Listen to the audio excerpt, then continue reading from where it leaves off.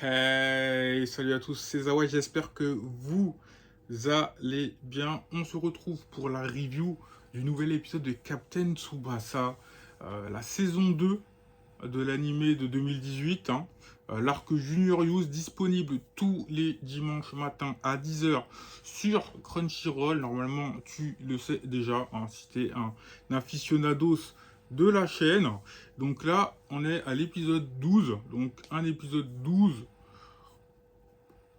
qui sert de transition, on va dire, pour ce qui se passe après. Un épisode 12 aussi qui permet d'en voir un peu plus sur les autres équipes du tournoi, notamment l'équipe de France.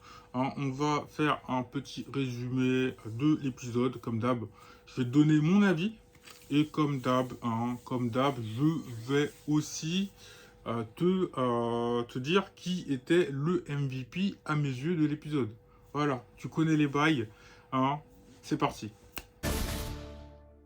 Alors, que se passe-t-il dans cet épisode? C'est très simple, l'épisode est très centré sur l'équipe de France. Leur premier match dans le tournoi, on voit qu'ils pataugent contre l'équipe d'Angleterre, hein, qui n'est pas particulièrement redoutable, mais qui est beaucoup plus concentré dans le match, tandis que les Français, ils sont tellement dans le match qu'ils sont trop stressés en fait. Ils ont trop de pression comme c'est le pays organisateur, et il n'y a que Pierre dans l'équipe de France qui arrive à bien gérer la pression. Et malheureusement, c'est pas suffisant. Parce que le football est un sport collectif et que, évidemment, il faut plusieurs joueurs pour pouvoir gérer un match. Donc, suite à ça, l'Angleterre ouvre le score.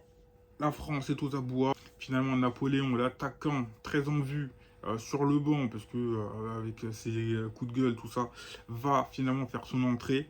Et c'est grâce à ça que l'équipe de France va pouvoir débloquer le match. Il va égaliser, il va derrière mettre un triplé. Voilà, donc suite à ça, on voit un petit peu les résultats des autres rencontres. Et l'épisode se termine sur la révélation de Roberto qui entraîne une équipe en France. Il entraîne une équipe brésilienne en France qui était en tournée, entre guillemets, pour faire quelques matchs en France. Et voilà, l'épisode se termine là-dessus. Et on apprend également que lors du prochain épisode, l'équipe d'Argentine affrontera l'équipe d'Italie privée de Zino Hernandez. Donc ça va être intéressant de voir comment ils vont traiter ça. Les Italiens, bon, évidemment, ceux qui ont vu le manga, ils savent déjà comment ça va se passer, hein. D'ailleurs, je pense que tous ceux qui regardent la vidéo savent comment ça va se passer. Mais pour ceux qui n'ont pas vu, je ne dirai rien de plus. Mais on se doute que Diaz va faire des étincelles. Diaz va faire des étincelles. Le personnage, on ne l'a toujours pas vu. Je crois que c'est le seul personnage de l'arc qu'on n'a toujours pas vu à l'œuvre. On a vu l'Allemagne, on a vu l'Uruguay, on a vu la France désormais. On a vu qui d'autre, je sais plus, il y a qui d'autre. Mais voilà, on a vu tout le monde. France, Uruguay, Angleterre, bon, l'Angleterre, ils sont à la ramasse, mais on les a vus, le Japon, l'Italie. Il manquait que l'Argentine, et là, on va enfin les voir en action. Normalement, lors du prochain épisode, à moins qu'ils éclipsent le match et qu'ils nous donnent juste le résultat, comme c'était le cas dans le manga. Enfin, bref. Quoi qu'il en soit, qu'est-ce que j'ai pensé de cet épisode? J'ai trouvé que c'est un épisode plutôt sympathique, très très fidèle au manga, hein. Même si les scènes étaient mieux travaillées, forcément. Elles étaient mieux travaillées, parce qu'il y avait plein de petits détails qu'on voyait pas trop, mais c'était pas forcément important. Mais là, tu vois bien le tir de Napoléon, tout ça en détail. Il est plutôt bien animé. Tu vois aussi Robson. Robson qui paraît beaucoup moins imposant dans l'animé que dans le manga. Dans le manga, il était vraiment armoire à glace. Il était vraiment massif. Là, le capitaine Robson, bah déjà, il a une couleur de jeu qui m'a un peu surpris. C'est un petit peu rougeâtre. Non, moi je m'attendais à un blond. Parce que il est censé être blond, il me semble.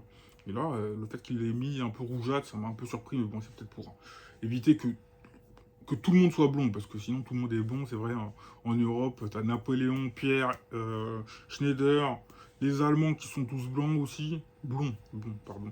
Les blonds, ça fait beaucoup. Ça fait beaucoup de blonds. Donc c'est peut-être pour ça, mais bon, en tout cas c'est un choix très très discutable. Mis à part ça, il y a un petit truc qui était sympa, c'est qu'ils ont expliqué l'avancée des matchs et des résultats du tournoi via les waifus, celles qui géraient Nankatsu à l'ancienne. Donc toutes les nanas, il y a qui Sanae et les deux autres, là j'ai oublié leur nom. Voilà, donc ils ont balancé toutes les nanas pour parce que de toute façon, elles avaient rien à dire dans l'arc quasiment. Ils ont balancé toutes les nanas là pour nous raconter l'avancée du tournoi et nous expliquer les scores, tout ça, nanani, nananer, et faire des commentaires aussi sur certains des personnages. Et il y a un truc quand même qui m'a intrigué, c'est qu'à un moment, ils disent, enfin, elles disent plutôt que euh, Tsubasa, il a un but et une passe décisive. Alors que, attends, il y a eu 2 buts de l'équipe du Japon contre l'Italie. D'accord, le premier but, c'est Tsubasa qui le marque, il n'y a aucun souci pour ça. Par contre, le deuxième but, c'est Hyuga qui le marque, mais c'est pas une passe décisive. Parce que techniquement, c'est Tsubasa qui tire. Il y a ensuite Hernandez qui l'arrête. Et ensuite, Hyuga récupère le ballon perdu suite au dégagement de Hernandez et il met le but. C'est pas une passe directe de Tsubasa à Hyuga, donc normalement ça devrait pas être compté comme une passe décisive. Pour ça j'ai trouvé ça un peu étrange. Donc s'il y a il y a quelqu'un qui a une explication par rapport à ça, qui n'hésite pas à me la donner. Moi je trouve que c'est assez, je sais que c'est pas normal en fait, tout simplement. Ce n'est pas normal qu'il ait attribué ça comme une passe. Bref. Sinon, je vais pas plus m'étendre sur l'épisode, hein. Moi, j'ai trouvé que c'était plutôt pas mal en termes d'animation. Pierre a été plutôt bien respecté. Il fait des belles percées en dribble. C'est plutôt pas mal. Je vais pas dire que c'est extraordinaire. C'est pas le cas. J'ai trouvé que c'était plutôt pas mal. C'était plutôt bien fait. C'est vrai en plus qu'ils font une référence à Misugi hein, quand Pierre dribble. C'est vrai que sa façon de dribbler rappelle un petit peu les dribbles de Misugi. Ouais, pourquoi pas.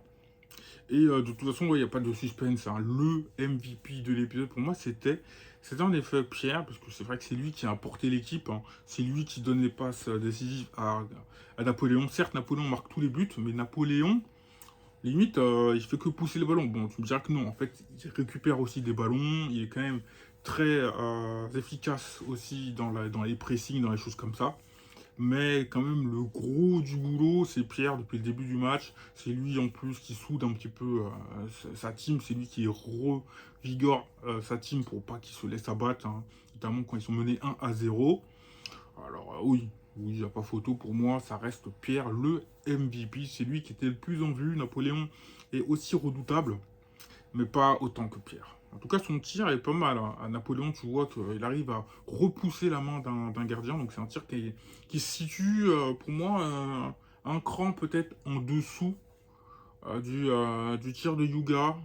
Ou peut-être du niveau du Neo Tiger. Non, pas du niveau du Neo Tiger Shot, mais peut-être légèrement au-dessus du tir du tigre. Un truc comme ça, je me dis. Quoique. Quoique non. Logiquement, non. Logiquement, le tir du tigre, il est peut-être plus fort Ah, je sais pas du tout, en fait. J'arrive pas à situer, en fait, en termes d'efficacité, quel est le tir le plus efficace. Ok, il y a le Fire Shot qui est au-dessus. Après, il y a le Neo Tiger, qui est à peu près similaire, je pense. Le Neo Tiger, il est pas très, très en dessous du Fire Shot. Après, tu avais le tir du tigre, le Hyuga d'avant, bon, qui est un cran en dessous, hein, forcément. Et je dirais que peut-être que le canon shot de Napoléon, il est entre le tir du tigre et le néo tir du tigre, je pense. Je pense. Donnez-moi votre avis par rapport à ça. C'est vrai que je trouve ça intriguant. Mais de toute façon, on en saura plus tard. On en saura plus, hein. Ceux qui ont lu le manga, ils le savent déjà, hein. Mais, ouais, mais là, actuellement, à chaud, là, c'est comme ça que je le verrai. T'as le Fire Shot, Néo, tir du tigre quasiment au même niveau. Après, t'as tir du tigre euh, un peu plus bas et juste un peu en haut, t'as le canon shot. Voilà, bref, c'est tout pour moi. Merci d'avoir regardé cette vidéo, hein. N'hésitez pas à me donner votre avis sur l'épisode aussi en commentaire. Je vous dis à la prochaine d'ici là. Portez-vous bien et ciao.